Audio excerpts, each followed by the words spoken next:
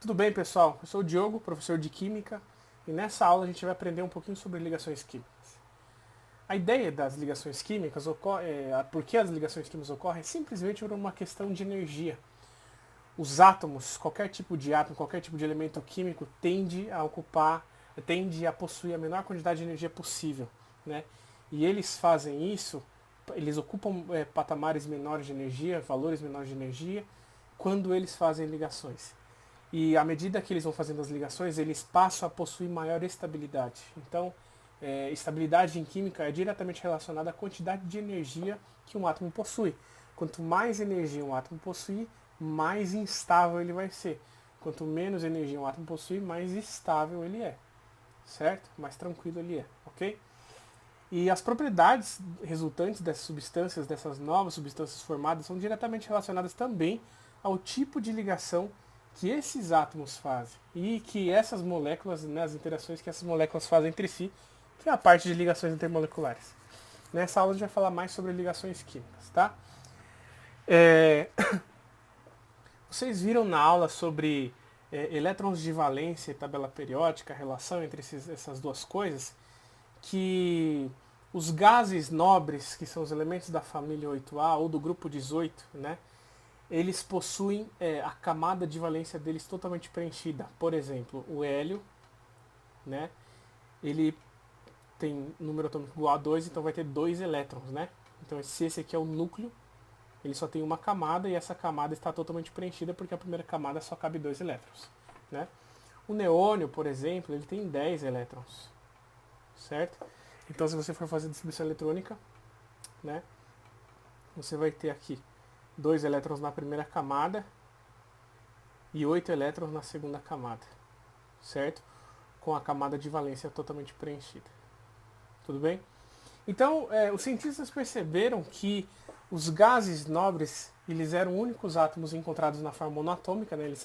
Eles conseguiam ser encontrados na natureza sozinhos, eles não precisavam se ligar a ninguém, e eles eram estáveis, eles eram inertes, eles não reagiam com facilidade com ninguém, né? Então eles associaram a quantidade de elétrons, a estabilidade, a quantidade de elétrons que eles possuíam na camada de valência. Os cientistas perceberam que todos os gases nobres, com exceção ao hélio, o neônio, o argônio, o criptônio, o xenônio e o radônio, todos eles possuem 8 elétrons na camada de valência. Então, os gases nobres passaram a ser a referência da estabilidade para os outros átomos. Então, a tendência é que os outros átomos tendam a possuir a mesma configuração eletrônica na camada de valência que os gases nobres, ou a mesma configuração eletrônica que os gases nobres, certo?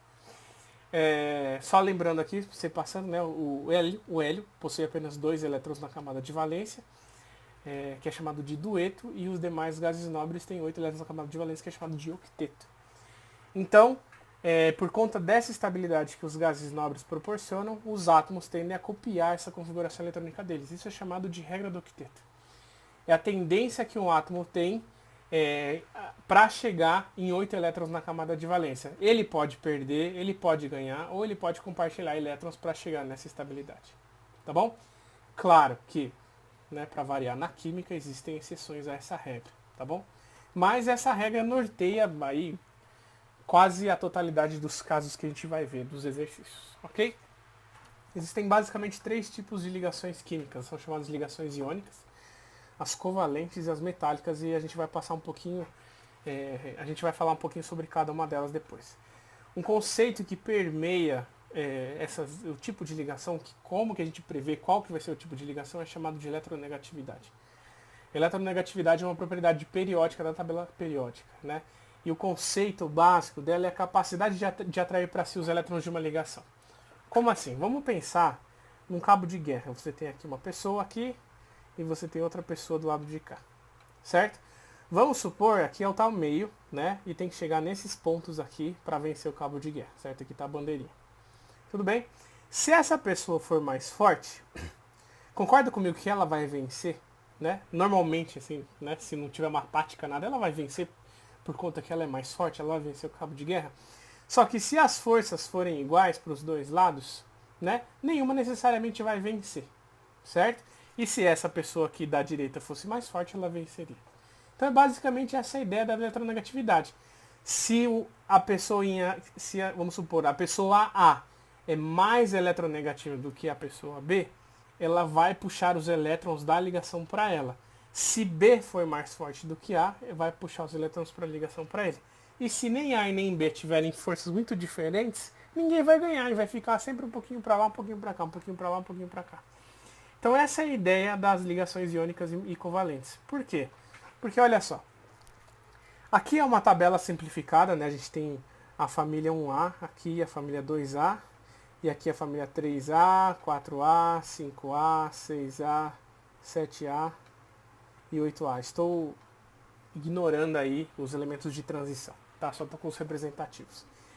E Linus Pauling calculou a eletronegatividade, né? Um valor de eletronegatividade para cada um desses elementos. E o flúor é o elemento mais eletronegativo e recebeu o valor igual a 4. Então é uma referência, 4 é o valor máximo, e todos os outros elementos possuem eletronegatividades menores do que o do flúor, tá? Então o que você tem que analisar para ver se uma ligação entre dois elementos químicos vai ser iônica ou covalente, ou um caráter iônico ou um caráter covalente? Você tem que olhar o seguinte, a diferença, olha aqui para baixo, a diferença da eletronegatividade, se for igual ou maior do que 1,7, o caráter vai ser crescente no sentido iônico, certo? Se for menor do que 1,7, vai ser caráter covalente. Como assim, professor? Vamos pegar aqui alguns exemplos. Vamos pegar, por exemplo, como que ficaria o composto formado entre o lítio e o flúor? Qual que seria, né, o caráter, se era um caráter iônico ou covalente? O que você tem que fazer? Olha a eletronegatividade do lítio. Aqui é igual a 1. A eletronegatividade do flúor é 4. Então você vai fazer a variação, vai ser 4 menos 1, isso dá 3. 3 é maior do que 1,7, então essa ligação tem caráter iônico. Tudo bem? Ou a gente simplesmente fala que é uma ligação iônica, tá? Agora olha o caso do, por exemplo, entre o N e o O, tá?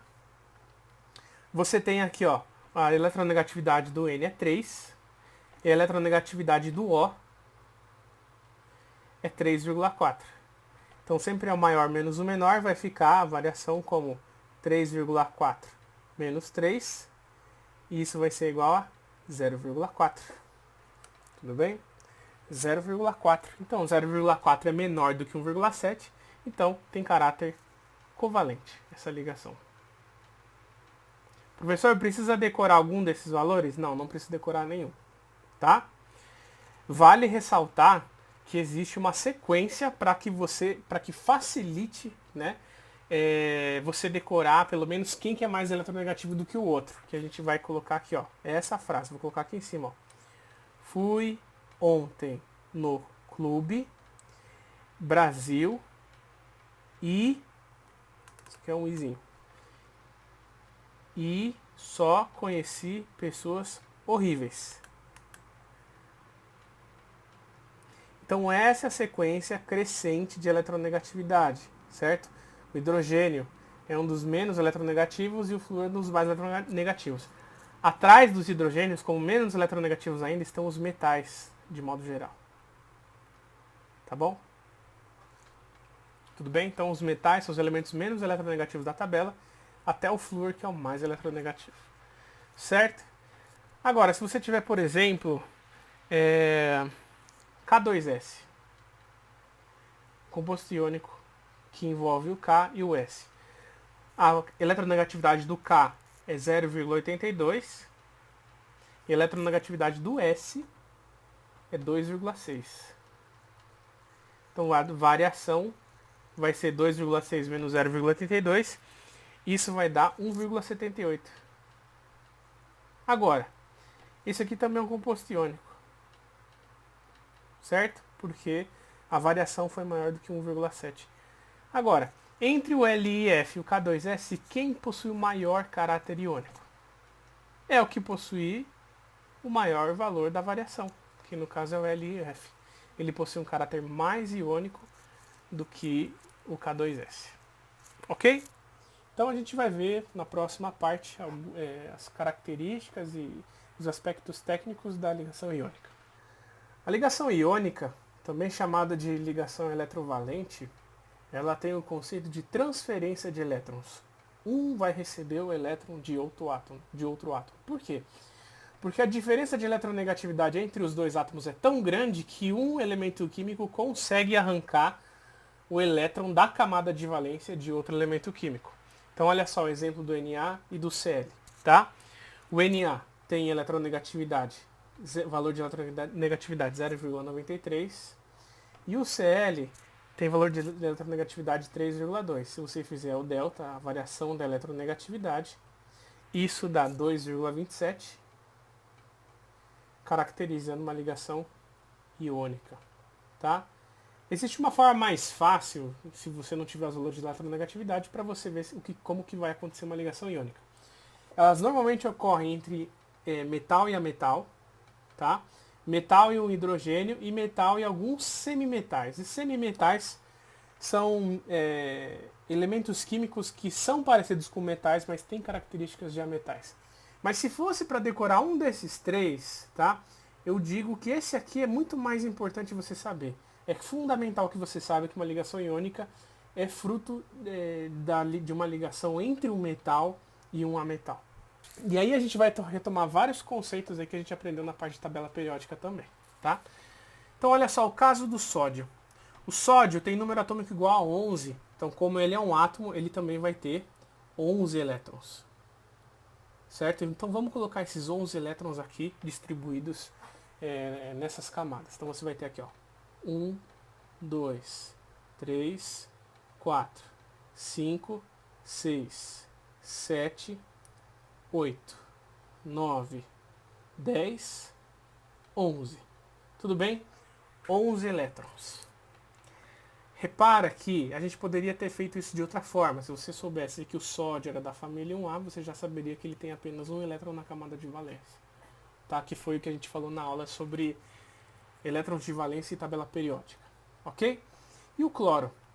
O cloro é o número atômico 17, então ele tem 17 elétrons para distribuir, né? Porque ele é um átomo neutro. Então, fazendo a distribuição, 1, 2, 3, 4, 5, 6, 7, 8, 9, 10, 11, 12, 13, 14, 15, 16, 17.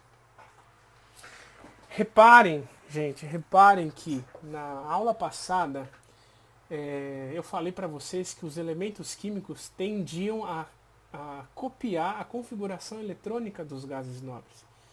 E a configuração eletrônica dos gases nobres mostrava que eles tinham, com exceção ao hélio, eles tinham 8 elétrons na camada mais externa. 8 elétrons. Então observe o que está acontecendo aqui. O sódio, ele é um metal. Então o metal naturalmente tem a tendência de perder elétrons.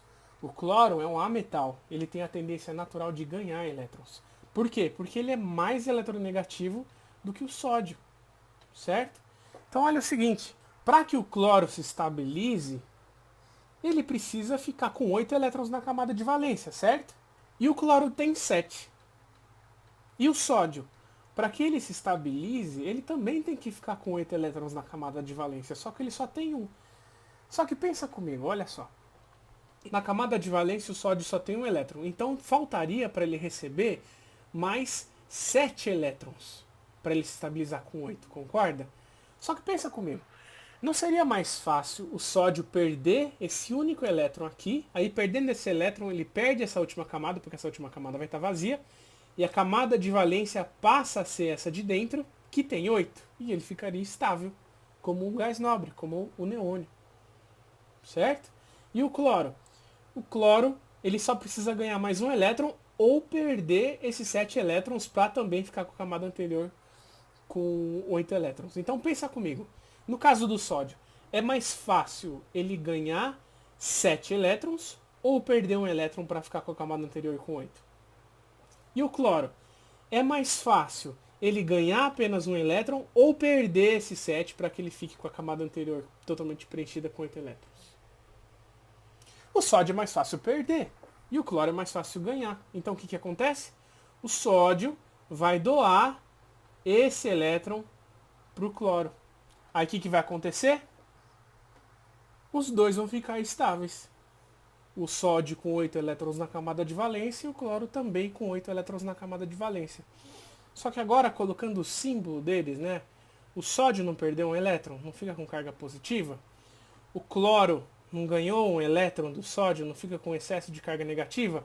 O que, que acontece quando você tem, né, carga positiva e carga negativa? Cargas opostas, acontece o quê? Elas se atraem. Então você vai ter o composto iônico NaCl. Então isso que é uma ligação iônica, certo? É a interação, né, é a união de cátion e ânion, certo? Formando o seu composto iônico.